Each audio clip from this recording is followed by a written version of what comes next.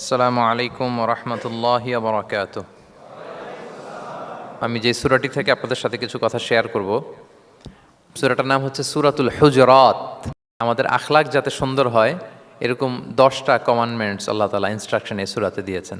আমরা গুনে গুনে সামনের দিকে আগাবো। এক নম্বরে আল্লাহ তাআলা বললেন, ইয়া আইয়ুহাল্লাযীনা আমানু লা তুকদ্দিমু বাইনা ইয়াদাইল্লাহি ওয়া রাসূলিহি ওয়াত্তাকুল্লাহ ইন্নাল্লাহা সামিউন আলিম।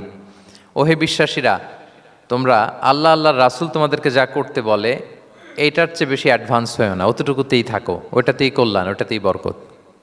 আল্লাহ আল্লাহ রাসূলের চাইতে বেশি বোঝা যাবে না, ওনারা যেটা বলেছেন এটাই ফাইনাল। মা কানা লিমুমিনিন ওয়ালা মুমিনাতিন ইযা কাদাল্লাহু ওয়া রাসূলুহু আমরান আইয়াকুনা লাহুমুল খিয়ারাতু মিন আমরিহিম। আল্লাহ আল্লাহ রাসূল যদি আমাদেরকে কোনো নির্দেশনা দেয়, তখন কোনো বিশ্বাসীর জন্য এটা মানলেও চলে, না মানলেও চলে, এরকম ভাবা যাবে? আল্লাহ রাসূলের পক্ষ থেকে, আল্লাহর পক্ষ থেকে একটা আদেশ আসছে, এখন এই আদেশ আপনি মানলেও হয়, না মানলেও হয়, এরকম নাকি ব্যাপারটা বলেন তো? বরং মানতেই হবে। বরং কি মানতেই হবে, এটা কম্পালসারি, এটা অপশনাল না। তাহলে সমাজকে শান্তিপূর্ণ করার এক নাম্বার গাইডলাইন হচ্ছে আল্লাহ রাসূলের পক্ষ থেকে যে নির্দেশনা আসবে এটা আপনাকে কম্পালসারি টু অ্যাবাইড বাই, এটা মানতেই আপনাকে হবে। 2 নাম্বার গাইডলাইন হচ্ছে আল্লাহ তাআলা বলছেন, ইয়া আইয়ুহাল্লাযীনা আমানু লা তারফাউ আসওয়াতাকুম ফাওকা সাওতিন নবী ওয়া লা তাজহারু লাহু বিল কওলি কাজাহরি বা'দিকুম লিবা'দিন আন তাহবাতা আ'মালুকুম ওয়া আনতুম লা তাশউরুন। ওহে বিশ্বাসীরা, নবীর কণ্ঠের চাইতে তোমাদের কণ্ঠকে উঁচু করো না, খবরদার। যদি করো, নিজেরা নিজেদের সাথে যেভাবে কথা বলো, নবীর সাথে যদি এভাবে কথা বলো, তাহলে তোমাদের সব আমলগুলোকে বাতিল করে দিবে কে? এই আয়াত নাজিলের একটা প্রেক্ষাপট আছে। বনু তামিম গোত্রের লিডার কে হবে এটা নিয়ে ডিসকাশন হচ্ছিল। তো আবু বকর রাদিয়াল্লাহু তাআলা আনহু বললেন, আমি চাই উনি হোক লিডার। ওমরে ফারুক বলে, না না না, উনি না, আপনি বুঝতে পারেন নাই, আমি চাই ইনি হোক। আবু বকর বলে, ওমর তুমি ঠিক বলো না, আমি বললে তুমি খুলে উল্টাটা বলো, উনি হলে ভালো হয়। ওমরে ফারুক বলে, না না না, উনি না, উনি হলে। এই যে উনি উনি করে দুইজন তর্ক বিতর্ক করতে করতে ওনাদের কণ্ঠটা রাসূল সাল্লাল্লাহু আলাইহি ওয়াসাল্লামের কণ্ঠের চাইতে একটু উঁচু হয়ে গেল, যেটা দেখতে অনেকটা অশোভন ছিল, সুন্দর দেখাচ্ছিল না। তো রাসূল সাল্লাল্লাহু আলাইহি ওয়াসাল্লাম সামনে বসা, ওনার সামনে উঁচু গলা করে কেউ কথা বলবে, এটা আল্লাহ বরদাশত করলেন না। আরশের উপর থেকে আল্লাহ তাআলা আয়াত নাজিল করলেন, লা তারফাউ আসওয়াতাকুম ফাওকা সাওতিন নবী। খবরদার, নবীর কণ্ঠের চাইতে যেন তোমাদের কণ্ঠ উঁচু হয়ে না যায়। যদি যায় তাহলে তোমাদের আমলগুলো বাতিল হয়ে যাবে। এবং নিজেরা নিজেদেরকে যেভাবে ডাকো সেভাবে ডেকো না, এরকম করলে আমল বাতিল হয়ে যাবে। তো আল্লাহ তাআলা এখানে আদব শিক্ষা দিলেন যে রাসূল সাল্লাল্লাহু আলাইহি ওয়াসাল্লামের সামনে কথা বলতে গেলে খুব ভদ্র ভাষায় কথা বলতে হবে, শালীন ভাষায় কথা বলতে হবে। মজার ব্যাপার হচ্ছে, আপনারা জানেন কিনা জানি না, যারা হজ উমরা করেছেন আপনারা দেখবেন যে রাসূল সাল্লাল্লাহু আলাইহি ওয়াসাল্লামের পবিত্র কবরের উপর এই আয়াতটা এখনও লেখা আছে যে লা তারফাউ আসওয়াতাকুম ফাওকা সাওতিন নবী। নবীর কণ্ঠের চাইতে যেন কণ্ঠ উঁচু হয়ে না যায়। এজন্য দেখবেন যে যারা রাসূল সাল্লাল্লাহু আলাইহি ওয়াসাল্লামের কবর জিয়ারত করতে যায়, ওনারা কবরের সামনে যে ধৈর্য ধারণ করতে পারে না, বুক ফেটে কান্না আসে যে আজীবন যে নবীর কথা শুনলাম, যে নবীর হাদিস শুনলাম, যে নবীকে আমি এত ভালোবাসি, যে নবী আমার জন্য সুপারিশ করবেন, যে নবী আমাকে হাউজে কাউসারের পানি দিবেন, সেই নবী এখানে শুয়ে আছে। এটা ভাবতেই মুমিন হৃদয়ে বাঁধ ভাঙা কান্নার জোয়ার আসে, হাউমাউ করে কাঁদতে ইচ্ছে করে, কিন্তু ওখানে আওয়াজ করা যায় না, কারণ ওখানে লেখা লা তারফাউ আসওয়াতাকুম ফাওকা সাওতিন নবী। নবীর দরবারে বড় গলায় আওয়াজ করে কোনো শব্দ উচ্চারণ করা যাবে না। খুব ভদ্র বিনম্র চিত্তে রাসূল সাল্লাল্লাহু আলাইহি ওয়াসাল্লামের রওজার সামনে দাঁড়িয়ে আমরা সালাম পাঠ করি। তো এই নিয়মটা শুধু যে রাসূল সাল্লাল্লাহু আলাইহি ওয়াসাল্লামের জন্যই খাস তা নয়, আমাদের আব্বা আম্মা, আমাদের শিক্ষক, মুরব্বী, আধ্যাত্মিক নেতা, ধর্মীয় গুরু, ইসলামী আন্দোলনের বড় লিডার, এরকম যে কারো সামনে বড় গলায় উঁচু গলায় আওয়াজ করে কথা বলা যাবে না, বরং সেখানে ভদ্রতা, এটিকেটস, নম্রতা, এটা বজায় রাখতে হবে। এটা বুঝতে পেরেছেন? হ্যাঁ। পাশাপাশি রাসূল সাল্লাল্লাহু আলাইহি ওয়াসাল্লাম একবার দুপুরবেলায় ওনার ঘরে শুয়েছিলেন। সূরার নাম হচ্ছে সূরাতুল হুজুরাত, মনে আছে তো আপনাদের? সূরার নাম কি?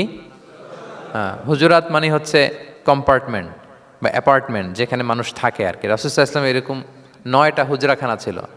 আপনার বাংলাদেশে ইমাম সাহেবের হুজরাখানা এই শব্দটার সাথে পরিচিত না সবাই? এই হুজরাখানা থেকে আল হুজরাত। রাসূল সাল্লাল্লাহু আলাইহি ওয়াসাল্লামের 9 জন স্ত্রী এই 9টা হুজরাতে থাকতেন এবং এগুলো মসজিদে নববীর সাথে অ্যাটাচ করা ছিল। দুপুরে খেয়ে রাসূল সাল্লাল্লাহু আলাইহি ওয়াসাল্লাম কাইলুলা করছেন, বিশ্রাম নিচ্ছেন।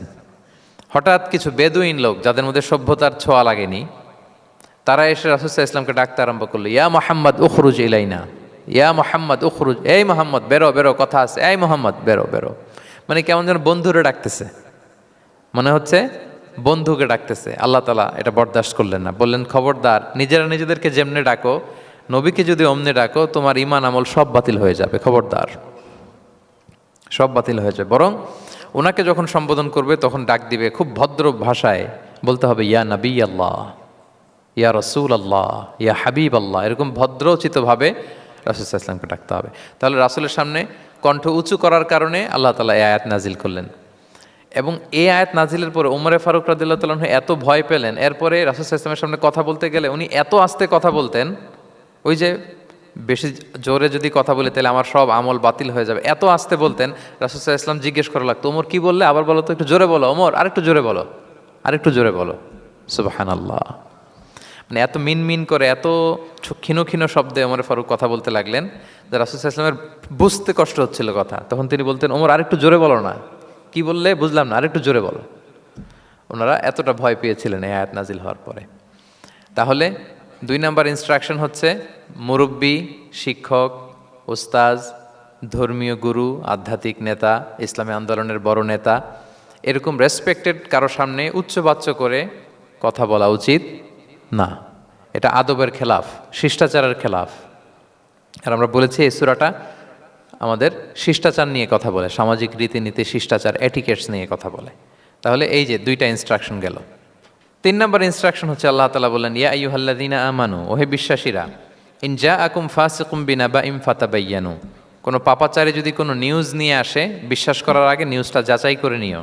আন তুসিবু কওমান বিজাহালাতিন ফাতুসবিহু আলা মা ফাআলতুম নাদিমিন, যদি তোমরা বিশ্বাস করে ফেলো তাহলে কোনো কওমের উপর হয়তো এমন ডিসিশন নিয়ে নিতে পারো যে ডিসিশনের কারণে পরে তোমাদেরকে পস্তাতে হবে। তাহলে 3 নম্বর ইনস্ট্রাকশন হচ্ছে, নিউজ একটা শুনলেই বিশ্বাস করা যাবে, এটাকে ভেরিফাই করতে হবে। কি করতে হবে? You have to verify and cross check the authenticity of the news. নিউজটা সঠিক কিনা আপনাকে ক্রস চেক করতে হবে, শুনলেই বিশ্বাস করা যাবে না। এটা বর্তমান সময়ের সাথে অনেক বেশি প্রাসঙ্গিক। এত হোক্স নিউজ এখন, এত এত রুমার্স, এত ফেক নিউজ সোশ্যাল মিডিয়াগুলোতে, ইভেন মেইন স্ট্রিম মিডিয়াও যা প্রচার করে সবই যে আপনি বিশ্বাস করতে পারবেন তাও না, ওইটাও একটু ক্রস চেক করে নিতে হবে। এদেরও কিছু প্রোপাগান্ডা থাকে আবার, হ্যাঁ, এরাও নিউজকে এমনভাবে অনেক সময় করে তাদের সুবিধার্থে। সো আপনার চোখ কান খোলা রেখে অনেকগুলো নিউজ একসাথে মিলিয়ে তারপরে বিশ্বাস করতে হবে। কিন্তু আমাদের সরল মনা অনেক ভাইদের যেটা হয়, ফেসবুকে একটা কিছু দেখেই আমরা মনে করি যেটা সঠিক, ফলে কি করি, শেয়ার দিয়ে ফেলি। কি করি? শেয়ার দেই। আবার আপনার বন্ধুরা শেয়ার দেয়, ফলে মুহূর্তে একটা রুমর, একটা গুজব ছড়িয়ে পড়ে সমাজে, কিন্তু আদতে এটার সাথে কোনো মিলই নাই বাস্তবতার। এরকম হয় কি হয় না বলেন তো? দেখেন ইসলাম কত সুন্দর একটা নিউজকে ভেরিফাই করার জন্য আমাদেরকে নির্দেশ দিয়েছে। ফাতাবাইয়ানু মানে ক্রস চেক করো। কোনো সংবাদ আসলেই চিলে কান নিয়ে গেছে শুনলে চিলের পেছনে দৌড় দিবেন নাকি? না, আগে প্রথমে কি করবেন? একটু দেখে নিতে হবে যে আসলে কি কান নিয়ে গেল না রয়ে গেল। এই আয়াত নাজিলের একটা প্রেক্ষাপট আছে, সেটা কি? 5ম হিজরিতে বনুল মুস্তালিকের যুদ্ধে যখন আল্লাহর হাবিব সাল্লাল্লাহু আলাইহি ওয়াসাল্লাম জয়লাভ করলেন, বনুল মুস্তালিকের সবাই মুসলিম হলো। রাসূল ইসলাম তাদেরকে দিনের দাওয়াত শিখিয়ে বললেন, বছর শেষে তোমাদেরকে জাকাত পে করতে হবে, আর জাকাতের এই টাকা নেয়ার জন্য আমি একজনকে পাঠাবো বছর শেষে। তো বছর শেষে তিনি বনুল মুস্তালিকের যে লিডার হারিস ইবনে মিরারের কাছে আল ওয়ালিদ ইবনে উকবা নামে জাকাতের কালেক্টর এক সাহাবীকে তিনি পাঠালেন যে যাও তুমি যে জাকাত নিয়ে আসো। তো উনি গেলেন, উনি আসবেন শুনে বনুল মুস্তালিকের সবাই পল্লী থেকে বের হয়ে মরুভূমির মাঝখানে তলোয়ার নিয়ে, ঘোড়া টোরা নিয়ে তাকে ওয়েলকামিং রিসেপশনের জন্য, রেড কার্পেট রিসেপশনের জন্য সবাই দাঁড়ায় আছে যে নবীর সাহাবী আসবে, জাকাত কালেক্ট করতে, আমরা জাকাত দিব। এখন ওই সাহাবী যখন গেলেন, সবাইকে এরকম ঘোড়া তলোয়ার এরকম সাজসজ্জা নিয়ে দাঁড়ায় থাকার কারণে উনি ভয় পেয়ে গেলেন। উনি ভাবছে আমাদের মনে হত্যা করার জন্য দাঁড়ায় আছে। উনি আর এটা ঠিকঠাক না জেনে অ্যাবাউট টার্ন ফিরে গেলেন মদিনায়, যে বলে ইয়া রাসূলুল্লাহ, বনুল মুস্তালিক তো সব মোরতাদ হয়ে গেছে, এরা তো আর মুসলিম, এরা তো আমাকে মারার জন্য সব দাঁড়ায় আছে। আসলে বলেন তো কথাটা কি সত্য না মিথ্যা? একেবারে মিথ্যা। রাসূল সাল্লাল্লাহু আলাইহি ওয়াসাল্লাম এই কথা শুনেই বিশ্বাস করলেন সরল মনে। বিশ্বাস করেই খালিদ ইবনে ওয়ালিদ রাদিয়াল্লাহু তাআলা আনহুকে বললেন, অ্যাটাক বনুল মুস্তালিক, বনুল মুস্তালিকে অভিযান পরিচালনা করো। সাথে সাথে আল্লাহ বললেন, নবী রাখেন, আস্তে অ্যাটাক করেন, একটু থামেন নবী, একটু রাখেন। আপনি যার কাছ থেকে শুনেছেন সে মিথ্যা বলেছে, অসত্য কথা বলেছে, আসলে ঘটনা এমন নয়। আজকে তার কথার উপর বেস করে আপনি যে খালিদ ইবনে ওয়ালিদকে অভিযান পরিচালনা করতে বললেন, সে যে যদি অ্যাটাক করে কয়েকজনকে হত্যাও করে ফেলতো, এই যে রক্তপাত হতো, ব্লাড শেড, এটার দায় কিন্তু আপনি এড়াতে পারতেন, কারণ আপনি আদেশ দানকারী। আল্লাহ রাসূল সাল্লাল্লাহু আলাইহি ওয়াসাল্লামকে থামালেন, আল্লাহ তাআলা আয়াত নাজিল করে যে আপনি ক্রস চেক করেন। পরে রাসূল সাল্লাল্লাহু আলাইহি ওয়াসাল্লাম ক্রস চেক করে লোক পাঠিয়ে জানলেন যে না, এমন কিছুই নয়, তারা কেউ মুরতাদ হয় নাই, সবাই তারা মুসলিমই আছে। তারা ওয়েলকামের জন্য আসছিল, উনি ভাবছে যে ওনাকে হত্যা করার জন্য দাঁড়ায় আছে। তাহলে চিন্তা করছেন যুগে যুগে এই সমস্যা আছে না নাই বলেন? রাসূল সাল্লাল্লাহু আলাইহি ওয়াসাল্লামের জীবনীতে এই ঘটনা ঘটিয়ে আমাদের চোখে আঙ্গুল দিয়ে আল্লাহ তাআলা বুঝাতে চাইলেন যে কোনো নিউজ আসলেই এটা ভেরিফাই না করে বিশ্বাস করা যাবে না। যত মেইন স্ট্রিম মিডিয়া হোক, ওটা শুনলে আপনি আরও আপনার সোর্স থেকে আপনি একটু জানবেন, এরপরে আপনি বিশ্বাস করবেন। নাকি বিশ্বাস না করে শেয়ার দিবেন? আপনি কি জানেন যে একটা কথা শুনেই ক্রস চেক না করে অ্যাকশনে যাওয়াতে কত পরিবার ভেঙে যায়, কত সম্পর্ক ভেঙে যায়? আমাদের মধ্যে এই প্রবণতা আছে। আপনার ছেলের ব্যাপারে একজন একটা কথা বললো, এসে ছেলের মারপিট, জিজ্ঞেসও করেন না এটা। আপনার মেয়ের ব্যাপারে একজন এসে একটা বাজে কথা বলছে, এসেই আপনি মেয়ের সাথে খারাপ আচরণ। আপনার ওয়াইফের ব্যাপারে একজন বললো আর কি যে ভাই আপনি এখানে, ভাবিকে তো দেখলাম ওইখানে আরেকজনের সাথে, আপনি এসেই আপনার স্ত্রীর উপর চড়াও অথবা গায়ে হাত তুললেন। তো হতে পারে যে ওই ভদ্রলোক অন্য কোনো মহিলাকে দেখেছে যে দেখতে আপনার স্ত্রীর মতো, এরকম হতে পারে কি পারে না বলেন? তো এই যে আপনি ক্রস চেক না করে, ভেরিফাই না করে যে অ্যাকশনে গেলেন, এতে সমস্যা হবে না সমাজে? পরিবার ভাঙে, সমাজে সম্পর্ক নষ্ট হয়, কলহ বাঁধে। এই জন্য আল্লাহ তাআলা বলেন যে সোসাইটিটাকে যদি পিসফুল করতে চাও, ইযা জাআকুম ফাসিকুম বিনাবাইন ফাতাবায়ানু, নিউজ আসলেই বিশ্বাস করো না। You have to cross check, you have to justify, and you have to verify the news. মনে থাকবে? তাহলে আজকে থেকে ফেসবুকে একটা পেলে আমরা কি করব? শেয়ার দিয়ে দিব। কি শেয়ার দিবেন না? কি করব? যাচাই বাছাই করব, ক্রস চেক করব। এখন অবশ্য ক্রস চেক করার জন্য কিছু প্ল্যাটফর্ম বেরিয়েছে, তারা অবশ্য যেগুলো খুব বেশি ছড়িয়ে পড়ে নিউজ, সেগুলো যদি ভুল হয় তারা ক্রস চেক করে তারা সামাজিক সচেতনতা তৈরি করে। তো আমরা প্রত্যেকেই দায়িত্বশীল হলে এই গুজবগুলো স্প্রেড করা থেকে আমরা বিরত থাকতে পারি। নিউজ শুনলেই আমরা এখন বিশ্বাস করব না, আগে ক্রস চেক করে নেব, তা না হলে আমরা বিপদে পড়তে পারি। কি বলেন?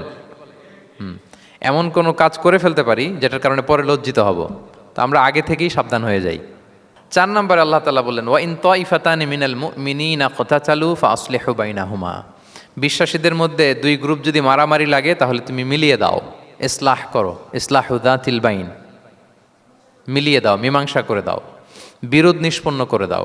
অনেক সময় হয় না যে 2 ভাই ঝগড়া লেগেছে, 2 বন্ধু ঝগড়া লেগেছে, অথবা স্বামী স্ত্রীর মধ্যে কোনো কারণে বিরোধ, 2 পার্টি ঝগড়া লাগছে, এরকম আছে না নাই? তখন ফাসলিহু বাইনাহুমা, তাদের মধ্যে আপোষ মীমাংসা করে দাও। মীমাংসা করে দাও, ইসলাহ, রিকনসিলিয়েশন করো, ওয়ার্ক অ্যাজ এ মিডিয়েটর, মধ্যস্থতাকারী হিসেবে কাজ করো। তো আমরা সমাজে কি করি দেখেন তো, একটু মিলিয়ে নেন। 2 জন ঝগড়া লাগছে, আমরা কি করি? কি করেন? আরো লাগিয়ে দেন, সর্বনাশ। তাই তো আপনাদের ওয়াজি করতেছি আমি না, তাদেরকে আরো ঝগড়ায় মাতিয়ে তোলা যাবে না, লাগিয়ে দেওয়া যাবে না, বরং ঝগড়া থামিয়ে দিতে হবে। কি করতে হবে? কয়েক জায়গায় কৌশল করে মিথ্যা বলা জায়েজ, সহিহ হাদিসে এসছে। এর মধ্যে একটা আছে, 2 জন মানুষের মধ্যে সম্পর্ক নষ্ট, তাদের সম্পর্ক জোড়া লাগিয়ে দেওয়ার জন্য আপনি কৌশল করে মিথ্যা বলতে পারেন। যেমন ধরেন যে 2 জনের সাথে কথা হয় না, দা কুমড়া সম্পর্ক, আপনি একজনকে বললেন যে ভাই ওই দিন তো ওই লোক আপনার ব্যাপারে অনেক প্রশংসা করলো, সে তো শুনে অবাক হবে, কিরে আমার প্রশংসা কি বললো, এমন বললো। তো এটা শুনে ওই লোকের ব্যাপারে তার মনটা একটু নরম হবে। আবার তাকে বললেন যে উনি তো আপনার ব্যাপারে এরকম একটা পজিটিভ কমেন্ট করলো, সেও অবাক হবে, তাই নাকি, তার সাথে আমি এত ভুল বোঝাবুঝি, আসলে লোকটা তো তাইলে ভালো। এই যে 2 জনকে আপনি এমন কিছু কথা কৌশল করে বললেন, ফলে তাদের মধ্যে একটা হৃদ্যতা তৈরি হবে। হঠাৎ দেখবেন যে একজন আরেকজনকে দেখে সালাম দিয়ে কথা বলে, কোলাকুলি করে, সেই আগের যেই শত্রুতা সব নিমেষে শেষ হয়ে গেছে। ঠিক কিনা বলেন? এই যে মধ্যস্থতাকারী আপনি হলেন, এজন্য আল্লাহ তাআলা আপনাকে সওয়াব দিবেন। তাহলে বিবাদমান 2 গ্রুপ দেখলে আমরা আজ থেকে আরো ঝগড়া লাগিয়ে দিব না মিলিয়ে দিব? রাসূল সাল্লাল্লাহু আলাইহি ওয়াসাল্লাম বলেন আলা উখবিরুকুম বি আফদলা দারাজাতিম মিন সাদাকাতি ওয়া সিয়ামি ওয়াস সালাহ, নামাজ, রোজা, সাদাকা, এর চেয়েও একটা বড় মর্তবার ভালো কাজ আছে, সেটা কি আমি তোমাদের বলবো না? সাহাবারা বলল, বলেন। আল্লাহ রাসূল সাল্লাল্লাহু আলাইহি ওয়াসাল্লাম বললেন, সেটা হচ্ছে ইসলাহু যাতিল বাইন, দুই পক্ষকে মিলিয়ে দেয়া, বিবাদমান দুই গোষ্ঠীকে কি করা? মিলিয়ে দেয়া। এটা নামাজ, রোজা, সাদাকা এর চেয়েও বেশি সওয়াবের কাজ। দেখেন, আমরা ইসলামটা বোঝার ক্ষেত্রে আমাদের কত ল্যাকিংস। আমরা মনে করি শুধু লম্বা দাড়ি রাখলাম, তাসবিহ একটা নিলাম, আর জিকির করতেছি দিন রাত এক করে, এরপরে নামাজ পড়তে পড়তে কপালে দাগ ফেলে, এই বোধহয় ভালো কাজ, এই সব ভালো আমিই করে ফেললাম। কিন্তু দেখেন, রাসূল ইসলাম বলেছে না, সমাজে বিবাদমান দুইটা গ্রুপকে যদি মিলিয়ে দাও, এটা নামাজ, রোজা, সাদাকার চেয়ে বেশি সওয়াব তুমি পাবে। তাহলে এখন থেকে যদি আমরা বিবাদ দেখি কি করব? মিলিয়ে দিব। কখনো আমরা ঝগড়া আরো বাদিয়ে দিব না। আগুন যদি লাগে সেখানে পানি ঢালবো নাকি তেল ঢালবেন? কি ঢালবেন? অনেকে কি ঢালে? আরো দাউ দাউ করে জ্বালাতে চায়। না না, এটা করা যাবে না, বরং আমরা মিলিয়ে দিব ইনশাআল্লাহ। বলেন সবাই। আল্লাহর হাবিব সাল্লাল্লাহু আলাইহি ওয়াসাল্লাম তিনি এই কাজটা করতেন। মক্কা থেকে মদিনায় গেলেন, মদিনায় আউস খাজরাজ দুইটা গোত্র, বছরের পর বছর যুদ্ধ, উনি যেই মিলিয়ে দিলেন। রাসূল সাল্লাল্লাহু আলাইহি ওয়াসাল্লাম এই যে সংলাপ, তারপর রিকনসিলিয়েশন, মিডিয়েশন, মধ্যস্থতা, এগুলোতে এক্সপার্ট ছিলেন। যে যুদ্ধ থামে না, এই যুদ্ধ মিলিয়ে দিলেন। কত প্রাণ গেল এই যুদ্ধে, কিন্তু রাসূল সাল্লাল্লাহু আলাইহি ওয়াসাল্লাম যেই আউস খাজরাজ এখন ভাই ভাই হয়ে গেছে, ভাই ভাই করে দিলেন, ভ্রাতৃত্বের বন্ধনে ওনাদেরকে আবদ্ধ করে দিলেন আল্লাহর হাবিব সাল্লাল্লাহু আলাইহি ওয়াসাল্লাম। এবং সহিহ বুখারীতে একটা বাব আছে, বাবের শিরোনাম হচ্ছে বাবু কৌলুল ইমাম ইযহাবু বিনা নুসলিহ বাইনাকুম, মানে আমাকে নিয়ে চলো আমি মিলিয়ে দিব। এটা ছিল রাসূল সাল্লাল্লাহু আলাইহি ওয়াসাল্লামের বিখ্যাত বাণী। ঝগড়া একটা লাগছে, রাসূল সাল্লাল্লাহু আলাইহি ওয়াসাল্লাম বলতেন, আরে আমি আসি না, আমাকে নিয়ে যাও, আমি মিলাই দেবো। কোথাও কিছু হয়েছে, আমাকে নিয়ে যাও, আমি তো আসি, মিলাই দেবো। রাসূল সাল্লাল্লাহু আলাইহি ওয়াসাল্লাম এসেছেনই মানুষকে মিলানোর জন্য, গড়ার জন্য এসেছেন, ভাঙার জন্য নয়। তাহলে 4 নাম্বার যেটা আমরা জানলাম, যে বিবাদমান দুই পক্ষকে আমরা কি করব? মনে থাকবে? এই যে আমি শুরুতে বলেছিলাম, যে একটা শান্তিপূর্ণ সমাজ যদি আপনি গড়তে চান, তাহলে এই 10টা ইনস্ট্রাকশনের কোনো বিকল্প নাই। এখানে সোশ্যাল নর্মস, কিছু মোরালিটি, কিছু ভ্যালিউজ, বিশেষ করে ম্যানার্স আমাদেরকে শিখিয়েছেন আল্লাহ তাআলা। তাহলে 4টা জানলাম। কয়টা? 5 নম্বরে আল্লাহ বলেন, ইয়া আইয়ুহাল্লাযীনা আমানু লা ইয়াসখার কওমুন মিন কওম আসা আন ইয়াকুনু খায়রাম মিনহুম। ওহে বিশ্বাসীরা, তোমরা একে অপরকে তুচ্ছ তাচ্ছিল্য করো না, হাসি ঠাট্টা করো না, কাউকে সুখরিয়া মানে কাউকে তুচ্ছ করা, কাউকে নিয়ে ব্যঙ্গ করা, হাসি তামাশা করা, এটা করো না, এটা কবিরা গুনাহ। মানে এমন কোনো কথা বলো না যাতে তোমার ভাইয়ের মনে কষ্ট হয়, এরকম কিছু বলা যাবে না। আমরা অনেক সময় এটা করে ফেলি, এমন কথা বলি যেটাতে আরেক ভাই বা আরেক বোন কষ্ট পায়। আমরা খুব সিম্পলি বলি, কিন্তু এটা কবিরা গুনাহ। এটা কি? বিশেষ করে তার আকৃতি নিয়ে আপনি কিছু বলতে পারবেন না, এটা বড় কবিরা গুনাহ। এটাকে বডি শেমিং বলে। কি বলে? বডি শেমিং হারাম। কারণ বডি স্ট্রাকচার, এটাকে আমার ইচ্ছে মতো হয়েছে না আল্লাহ বানাইছে? আচ্ছা, আপনি যে এত সুন্দর ফর্সা, কে বানালো? হ্যাঁ, আবার আরেকজন যে একটু শ্যামবর্ণের, তাকে কে বানালো? আপনি লম্বা, কে বানালো? কেউ খর্বাকৃতির, খাটো, তাকে কে বানালো? তাহলে আপনি আকৃতি নিয়ে তাকে যদি ঠাট্টা করেন, আসলে কি ঠাট্টা কি তাকে করা হলো নাকি আল্লাহকে? কারণ আসল ডিজাইনারটা কে? হুয়াল্লাযী ইউসাউবিরুকুম ফিল আরহামি কাইফা ইয়াশা। আল্লাহ তাআলা তোমাদেরকে যেমন চেয়েছেন ঠিক তেমন মাতৃগর্ভে তোমাদেরকে ডিজাইন করেছেন, তোমাদের আকৃতি দিয়েছেন। এজন্য কারো আকৃতি নিয়ে অবজ্ঞা করা, তুচ্ছ করা, হেয় করা, এটা প্রকারান্তরে আল্লাহকে অবজ্ঞা করার সমান। দ্য ক্রিয়েটর, যিনি স্রষ্টা, তাকে আপনি অবজ্ঞা করেছেন। ঠিক কিনা বলেন? তাহলে এখন কারো আকৃতি নিয়ে কিছু বলবেন? আমরা বাংলাদেশে এরকম বলি না? বেশি মোটা হলে তাকে একটা নাম দিয়ে ফেলি।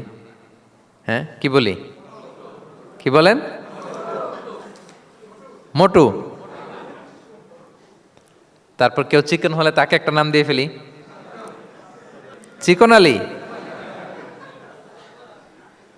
এরপর ধরেন যে কারো হয়তো নাক ছোট, চোখ ছোট, তাকে চাকমা বলে আমাদের এলাকায়। হ্যাঁ, নাক ছোট, চাকমা। তো এটা হইলো? তো সে কি নিজে তার নাককে এরকম বানাইছে? এরকম নানা ধরনের আকৃতির অনেক কিছু হতে পারে। এই যে বডি শেমিং, এটা হারাম। এটা কি? এবং জরিপে এসেছে অনেক বাচ্চারা স্কুলে যেতে চায় না তার দেহের বিভিন্ন আকৃতি নিয়ে তার বন্ধুরা তাকে টিস করার কারণে।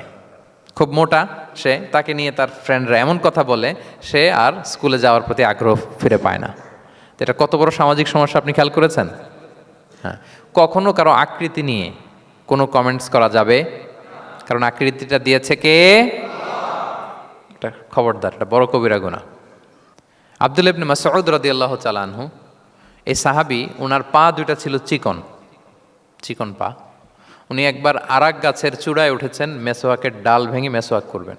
বাতাসের ঝাপটা ওনার লুঙ্গিটা একটু সরে গিয়েছে, পা দুইটা দেখা গিয়েছে। তো এত চিকন পা দেখে সাহাবারা সবাই হাসতেছে নিচে। রাসূল ইসলাম বললেন, ব্যাপার কি, তোমরা হাসো কেন? বলে যে ইবনে মাসউদের পাগুলো দেখে দেখেনি রাসূল কত চিকন পা, হাসতেছে। রাসূল ইসলাম রাগান্বিত হলেন, বললেন, ওই সত্তার শপথ যার হাতে আমার আত্মা, ওই আল্লাহর কসম করে আমি বলি, লাহুমা আফকালু ফিল মিজান মিন উহুদ, এই পা দুটো মিজানের পাল্লায় রাখা হলে কিয়ামতের দিন উহুদ পাহাড়ের চেয়ে বেশি ভারী হয়ে যাবে। তার মানে এত সম্মান ইবনে মাসউদের, সম্মান আল্লাহর কাছে, কল্পনা করেন, উহুদ পাহাড়ের চেয়ে বেশি ভারী হয়ে যাবে। কিন্তু আমরা অনেক সময় এই মানুষের আকৃতি নিয়ে তুচ্ছ-তাচ্ছিল্য করি। রাসূল সাল্লাল্লাহু আলাইহি ওয়াসাল্লামের একজন স্ত্রী ছিল, নাম সফিয়া। কি নাম? সফিয়া বিনতে হুয়াই ইবনুল আখতাব। উনি আকৃতিতে কিছুটা খাটো ছিলেন এবং একটু স্থূলাকৃতির ছিলেন। তো এটাকে একটু ইঙ্গিত করে আম্মাজান আয়েশা রাদিয়াল্লাহু তাআলা আনহা একবার একটা শব্দ ব্যবহার করেছেন, মানে শব্দ দিয়ে কৌশলে বুঝিয়েছেন, তানি কসিরা, মানে আপনার সেই খাটো স্ত্রী সফিয়া। নারীদের মধ্যে এটা থাকে স্বাভাবিক, মানবীয় কারণে। একাধিক স্ত্রী হলে মানবীয় কারণে একটু জেলাসি বা একটু কিছু বিষয় থাকে, এটা থেকে মানুষ বেরোতে পারে না, এবং সেটা নবীদের স্ত্রীরাও সেটা থেকে বেরোয়া সম্ভব ছিল না। তো কথা বলতে বলতে এমন একটা শব্দ বললেন যেটা দিয়ে সফিয়া রাদিয়াল্লাহু তাআলা আনহাকে বুঝালেন যে আপনার অমুক স্ত্রী, মানে তিনি আকৃতিতে কিছুটা খাটো এবং কিছুটা স্থূলাকৃতির। এই শব্দটা রাসূল ইসলাম পছন্দ করলেন না। বললেন, আয়েশা, এটা তুমি কি বললে?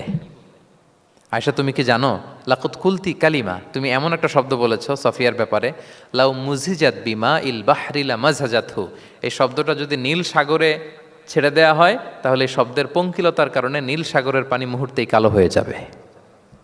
আর এরকম শব্দ যেন আমি না শুনি। আম্মাজান আয়েশা রাদিয়াল্লাহু তাআলা আনহা সচেতন হয়ে গেলেন, আর কখনো এরকম বলেননি।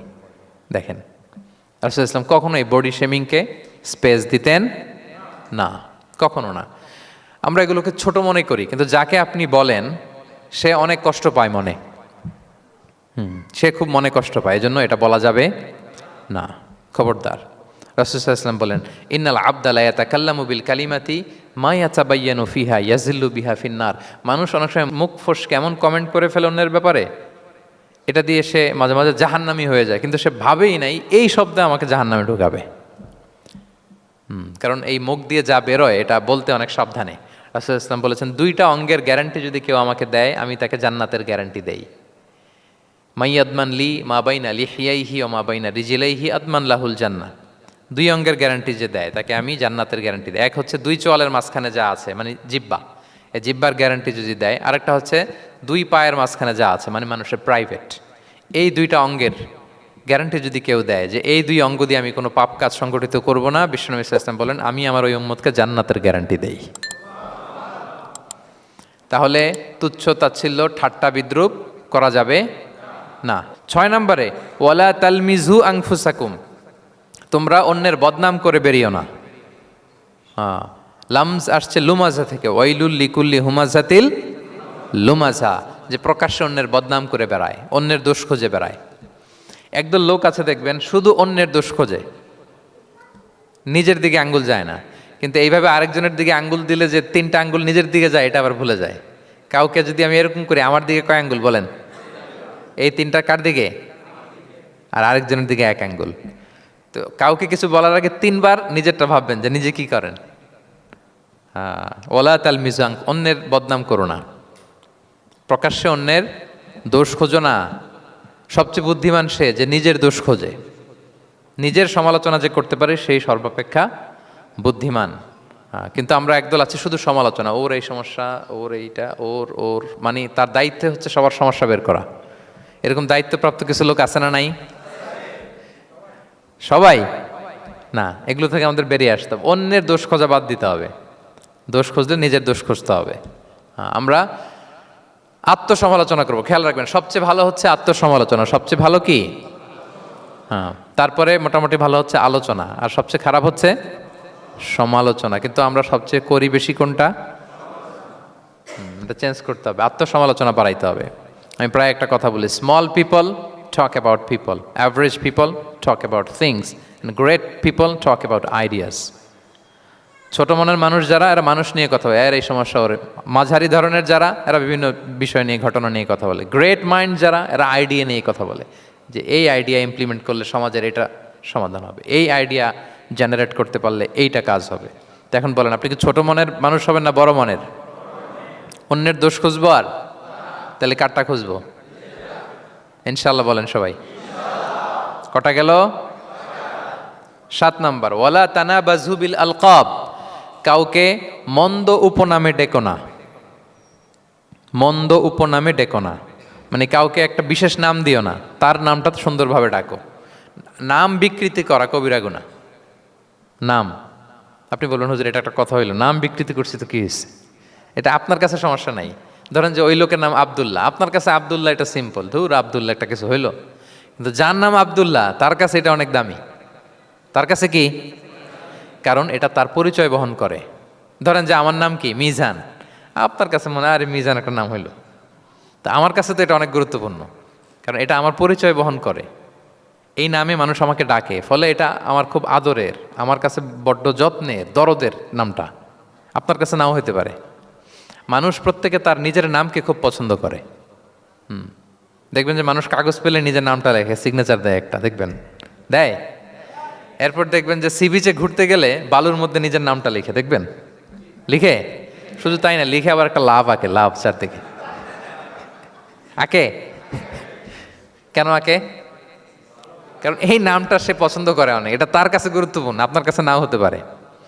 এজন্য প্রত্যেকের নামটা তার কাছে খুব আদরের, যত্নের। তার নামটা আপনি সুন্দরভাবে বলবেন। নাম আপনি বিকৃত করতে পারবেন না। এটা কি গুনাহ? সগীরা কবিরা গুনাহ। এটা আমরা সমাজে করি, নাম বিকৃত করি না, নাম বিকৃত করা যাবে না। ওয়ালা তানাবাজু বিল আলক, মন্দ নামে ডেকো না। আমাদের সমাজে এটা আছে। দেখবেন যে বাবা মা সুন্দর নাম রেখেছে আবু বকর, ওকে ডাকে বকইরা, আছে না এরকম?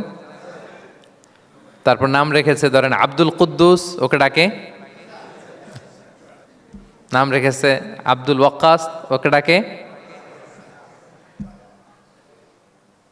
এই বিকৃতি আপনি করতে পারবেন? কারণ কিয়ামতের দিন আপনার নাম ধরে, আপনার বাবার নাম ধরে ডাকা হবে। তুদআউনা ইয়াউমাল কিয়ামাতি বিআসমাইকুম ওয়া আসমাই আবাইকুম। কিয়ামতের দিন তোমার নাম, তোমার বাবার নাম, যখন আপনাকে ডাকবে ফেরেশতারা, আপনার নাম এবং আপনার বাবার নাম ধরে ডাকা হবে।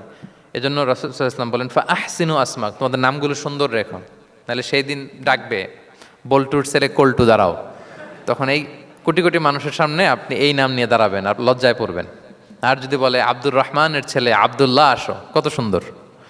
নামগুলো ভালো আলেম দিয়ে ক্রস চেক করে, কনসালটেশন করে এরপরে রাখবেন। আর কাউকে মন্দ নামে কখনো ডাকা যাবে না।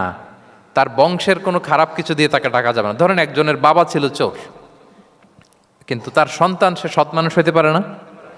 এখন বাবার কথা কি আপনি চোরের পোলা বলে ডাকতে পারবেন? না, আপনি ডাকবেন না, বলতে পারবেন না, কারণ সে তো ভালো। তাহলে নাম বিকৃত করা, মন্দ উপনামে ডাকা, এটা কবিরা গুনাহ। এটা আমরা কখনো করব? মনে থাকবে প্রিয় ভাইরা? আচ্ছা, 8 নম্বরে আল্লাহ তাআলা বলছেন, ইয়া আইয়ুহাল্লাযীনা আমানু জিতানিবু কাসীরাম মিনায-যন, ওই বিশ্বাসীরা তোমরা ধারণা থেকে বেঁচে থাকো। ইন্না বা'দা-যন্নি ইসমুন, কিছু কিছু ধারণা আছে এটা পাপ। ধারণা, অ্যাজাম্পশন করে কথা বলা নিষেধ।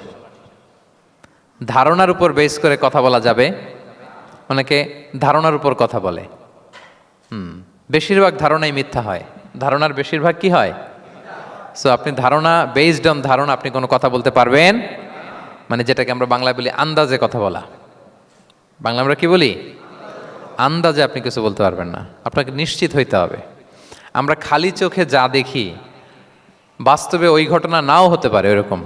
হোয়াট এভার উই সি, এটা রিয়েল সিনারি নাও হতে পারে, কিন্তু ভেতরে হয়তো এমন কিছু একটা আছে যেটা আমরা জানি না। এজন্য ধারণা করে কথা বলা নিষেধ ইসলামে। ওয়া ইন্না যন্না লা ইউগনি মিনাল হাক্কি শাইআ, আল্লাহ বলেন ধারণা কখনো সত্যের বিকল্প হতে পারে না। আপনাকে সত্যটা জেনে বলতে হবে, আপনি ধারণার উপর কিছু বলতে। আমরা এরকম সমাজে অনেক করি, অনেক। আপনি পাবেন, দেখবেন যে ধরেন যে আপনাকে আপনার এক বন্ধু দেখলো, রিক্সা দিয়ে যাচ্ছেন, আপনার পাশে এক নারী বসা, তো সে অনেক কিছু খারাপ ধারণা করতে পারে। এরকম হয় না সমাজে? তো এমন হতে পারে যে আপনি আপনার ছোট বোনকে নিয়ে বেরিয়েছেন, হতে পারে না? কিন্তু আপনি তো একটা ধারণা করে ফেললেন অন্য কিছু। বা আপনার ভাগ্নিকে নিয়ে বের হয়েছেন, আপনার খালাকে, আপন খালাকে নিয়ে বেরিয়েছেন কোনো কাজে, ডাক্তারের কাছে বা কিছু একটা হতে পারে। কিন্তু তাকে দেখেই আমি এদিক সেদিক বলতে আরম্ভ করলাম যে ওকে তো দেখছি এরকম এরকম এরকম। আছে না নাই? আমাদের সমাজে আমি দেখেছি যে কারো যদি ঠোঁট কালো হয় তো মানুষ ধারণা করে নেয় লোকটা মনে হয় সিগারেট খায়। কিন্তু সিগারেট সেবন করা ছাড়াও কারো ঠোঁট কালো হতে পারে কি পারে না বলেন? এই যে এগুলো সমাজে প্রচলিত। বিয়ে করার পর পর ইমিডিয়েট যদি কেউ একটা গাড়ি কিনে বা হুন্ডা কিনে, এটা কি বলে বলেন তো? এই বোধহয় শ্বশুর বাড়ি থেকে যৌতুক নিয়ে আসছে। দেখছেন, এরকম ভুরি ভুরি আপনি সমাজে পাবেন যে আন্দাজে ধারণার উপরে আমরা অনেক কথা বলে ফেলি, কিন্তু নিশ্চিত না হয়ে আপনি কোনো কমেন্টসে যেতে পারবেন না, এটা একেবারে নিষেধ। 9 নম্বরে আল্লাহ বললেন ওয়ালা তাজাসসু, গোয়েন্দাগিরি করো না, স্পাইগিরি করো না, অন্যের ব্যক্তিগত বিষয় নিয়ে খোটাখুটি করো না। এরকম স্বভাব আমাদের অনেকের আছে না নাই? অনেকে দেখবেন যে অনেকের প্রাইভেট বিষয় নিয়ে খোঁচাখুচি করতে সে বড্ড মজা পায়। আছে এরকম? এটা হারাম। আওয়াজ করে বলুন, এটা কি? ওয়ালা তাজাসসু, গোয়েন্দাগিরি করো না। Everyone has personal space and no one should interfere someone's personal space. কেউ কারো পার্সোনাল স্পেসে ইন্টারফেয়ার করা যাবে না। প্রত্যেকের একটা প্রাইভেট এরিয়া আছে, প্রাইভেসি আছে। দেখেন ইসলাম প্রাইভেসিকে কত গুরুত্ব দেয়, প্রত্যেকের প্রাইভেসিকে ইসলাম কত গুরুত্ব দেয়। কারো প্রাইভেসির মধ্যে ইন্টারফেয়ার করা এটা ইসলাম পছন্দ করে না। এজন্য খবরদার, কারো ব্যক্তিগত কোনো ইস্যু নিয়ে আমরা নাক গলাতে পারবো না। কারো মোবাইল ধরে মোবাইলের গ্যালারি চেক করা, কারো ইনবক্স চেক করা, কাউকে না বলে কারো চিঠি পড়ে ফেলা, উকি মারা, আড়ি পাতা, এগুলো হারাম। এগুলো কি? তো এরকম সব আমাদের আছে না নাই? আড়ি পেতে শুনতে চাই, উকি মারি, তারপর সে কি করে দেখি তার প্রাইভেট মুহূর্তে, তারপর তার মোবাইল চেক করি, তার গ্যালারি চেক করি, তার ইনবক্স চেক করি। এই দায়িত্ব ইসলাম আমাদেরকে দেয়। এমনকি ইসলামী রাষ্ট্রও যদি হয়, ইসলামী রাষ্ট্রের জন্য এটা দায়িত্ব না যে প্রত্যেকে ব্যক্তিগত তার বেডরুমে তার প্রাইভেট লাইফে কি করে এটা দেখা, ইটস নট হিজ বিজনেস। ইসলামী রাষ্ট্র মানুষকে ন্যায়, কল্যাণের পথ, সুন্দর জীবন পরিচালনার জন্য উৎসাহিত করবে, কিন্তু প্রত্যেকে প্রাইভেট লাইফে কি করে ওইটা সিসি ক্যামেরা লাগিয়ে দেখা, এটা কারো দায়িত্বের মধ্যে পড়ে না। এটা একেবারে নিষেধ। এটাকে বলে তাজাসসুস, গোয়েন্দাগিরি করা। বরং ইসলাম কি উৎসাহিত করে জানেন? অন্যের দোষ দেখলে এটাকে গোপন রাখতে উৎসাহিত করে। গোপন রাখবেন। মান সাতারা আইবান সাতারাহুল্লাহু ইয়াউমাল কিয়ামা। কেউ যদি তার ভাইয়ের দোষ গোপন রাখে, কিয়ামতের দিন আল্লাহ তার দোষ গোপন রাখবে। ওমান কাশাফা আওরাতা আখি, বিষ্ণু বলেন, কিন্তু কেউ যদি তার ভাইয়ের কোনো গোপন জিনিস প্রকাশ করে দেয়, কাশাফাল্লাহু আওরাতাহু, আল্লাহ তার সব গোপন জিনিস প্রকাশ করে দিবে। বলেন আমাদের প্রত্যেকেরই গোপন জিনিস আছে না নাই? এখন আমাদের সব ভুল, সব গোপনীয়তা যদি প্রকাশ হয়ে যায় কি হবে তখন? আল্লাহ নিজে দায়িত্ব নিচ্ছে যে তুমি যদি তোমার ভাইয়ের কিছু ফাঁস করো, তোমার হাড়ি আমি হাটে ভাঙবো। হাটে হাড়ি ভাঙবো তোমার আমি, তখন দেখা যাবে। আমাদের অনেকের এই মানসিকতা আছে, অন্যের প্রাইভেট বিষয় নিয়ে কখনো আপনি নাক গলাতে পারবেন না, কারো প্রাইভেসিতে আপনি ইন্টারফেয়ার করবেন না, কারো প্রাইভেট স্পেসে আপনি ইন্টারফেয়ার করবেন না। এটা খুব বাজে একটা স্বভাব, এটা ইসলাম হারাম করে দিয়েছে। আমাদের অনেকের মধ্যে আছে খুঁটে খুঁটে, ভাই এটা কি, ওইটা কি করছেন, সরকারি চাকরি না প্রাইভেট চাকরি, বেতন কত, বয়স কত, ওইটা কত, ওইটা কত, হাবি যাবি, এটা তার, ইটস নট হিজ বিজনেস। তারপর মানুষ খুঁচিয়ে খুঁচিয়ে। নিঃসন্তান দম্পতি আমি দেখেছি, তাদেরকে পেলে অনেকে, ভাই কি সমস্যা, কয় বছর হইল, বাচ্চা নিচ্ছেন না কেন, কবে হবে, কার সমস্যা, আপনার সমস্যা না ভাবির সমস্যা, বেটা তোর কি সমস্যা ওটা বল। একজন নিঃসন্তান দম্পতি তারা কি স্ট্রাগলের মধ্য দিয়ে যায় আপনি জানেন? এটা তার জন্য পরীক্ষা। ওই পরীক্ষার মধ্যে আপনি খুঁচিয়ে খুঁচিয়ে, মানে সে kind of he is a gynaecologist, সে আপনার ইয়ে করতেছে, ট্রিটমেন্ট দিচ্ছে, ভাই কি হয়েছে, এইটা ওইটা। তাদেরকে বিব্রত করে একটা পরিস্থিতিতে ফেলা, এম্বারাসিং একটা সিচুয়েশনে ফেলা, এটা হারাম। এই ম্যানারগুলো ইসলাম আমাদেরকে ধরে ধরে শেখায় যে এটা তোমার বিজনেস না, তুমি খুঁচিয়ে খুঁচিয়ে মানুষের ব্যক্তিগত বিষয় যেটাতে সে বিব্রত বোধ করে এগুলো তুমি জিজ্ঞেস করতে পারো না। আল্লাহ বলেছেন খবরদার, ওলা তাজাসসু, ওলা তাজাসসু, গোয়েন্দাগিরি করো না, কারো ব্যক্তিগত বিষয় না। অনেকের এটাতে খুব ইন্টারেস্ট, কার স্ক্যান্ডাল বেরোইছে।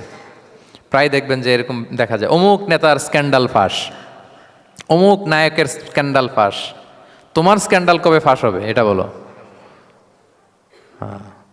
নিজের চরকায় তেল দিতে হবে। আরেকজনের কি হলো, তার কি ভুল আছে, দোষ ত্রুটি আছে, ওগুলো খুঁজে দেখার জন্য আল্লাহ আমাকে দুনিয়ায় পাঠায়। তাহলে আমরা যেন কারো প্রাইভেসি হ্যাম্পার না করি প্রিয় ভাইরা। এটা ইসলাম আমাদেরকে উৎসাহিত করে, নির্দেশনা দেয় যে আমরা কারো প্রাইভেট কোনো ইস্যু নিয়ে নাক গলাবো না, ব্যক্তিগত বিষয়ে নাক গলাবো না। কারো দোষ দেখলে এটা আমি গোপন রাখবো। কি করব? আনলেস ইউ আর এ জাজ, আপনি বিচারক, আপনার কাছে আসছে, তখন আপনি বিচার করবেন। কিন্তু এমনি এমনি আপনি জাজমেন্টাল হতে পারবেন না। You can not jump to the conclusion, একটা কিছু আন্দাজে বলে ফেলতে পারবেন না। এই দায়িত্ব আপনাকে দেয়া হয়নি। ইসলামে ব্যভিচারের মতো কোনো বিষয় দেখলেও আপনি বলতে পারবেন না। ব্যভিচার, অ্যাডাল্ট্রি, ফর্নিকেশন, জিনা, এগুলো দেখলে আপনি বলতে পারবেন না। বললে 4 জন নিয়ে বলতে হবে একসাথে। আপনি 3 জন যে যদি কাজের কাছে বলেন যে এই ছেলে আর মেয়েকে আমি অপকর্ম করতে দেখছি, কাজী 3 জনকে নিয়ে আগে 80 টাকা করে বেত মারবে পিঠে। তো করে দেখতে বলছে কে? তোমাদেরকে এই কাজ অবজার্ভ করতে বলেছে কে? কারণ 3 জন মিলে এই উইটনেস হবে না। 4 জন উইটনেস যদি থাকে তাইলে তাও আমরা দেখছি বললে হবে না, তারপরও মায়ের। আরও রলি আমি বলি, 4 জন এসে যদি বলে যে আমি একজন নারী একজন পুরুষকে ন্যাকেড অবস্থায় এই ঘরে প্রবেশ করতে দেখছি, তারপর কাজে নিয়ে এই 4 জনের আশীর্বাদ দিবে, কারণ এতেও প্রমাণিত হয় নাই। তারা হয়তো একটা জায়গায় অবস্থান করেছে কিন্তু বড় ধরনের কোনো পাপের সাথে লিপ্ত হয় নাই হয়তো। তার মানে একেবারে চাক্ষুষ, তাও নারী দিয়ে এই উইটনেস হবে না, 4 জন পুরুষ এই পাপ কাজের চাক্ষুষ সাক্ষী ছিল, এটা যদি বলে, সব কিছু যদি মিলে যায় তারপরে তাদেরকে শাস্তি দেয়া যাবে, এর আগে সম্ভব না। এটা কোনো মানুষ কোনো পাপ কাজ এইভাবে লোকচক্ষুর সামনে কখনো করে না। তার মানে দেখেন এটা কেন এরকম শক্ত করা হলো, যাতে আপনি না বলেন, কারণ বলতে গেলে আপনি আরো মাইর খাবেন, অপবাদের শাস্তি পাবেন।